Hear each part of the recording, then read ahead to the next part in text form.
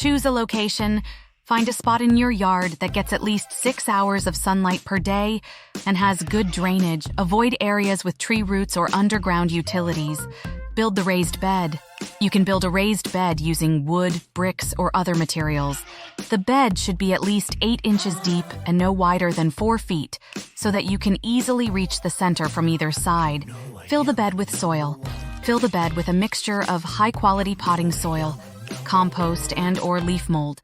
You can also add some organic fertilizer to the soil to provide nutrients for your plants. Choose your plants. Choose vegetables that are well suited for raised bed gardening.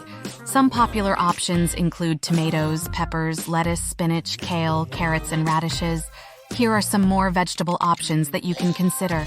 2. Plant your vegetables. Plant your vegetables according to the instructions on the seed packet or plant tag. Make sure to space them out properly so that they have enough room to grow. Water your plants. Water your plants regularly, especially during hot and dry weather.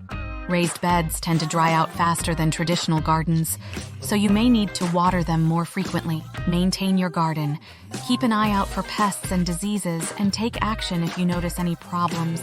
You can also add a layer of mulch to the soil to help retain moisture and suppress weeds.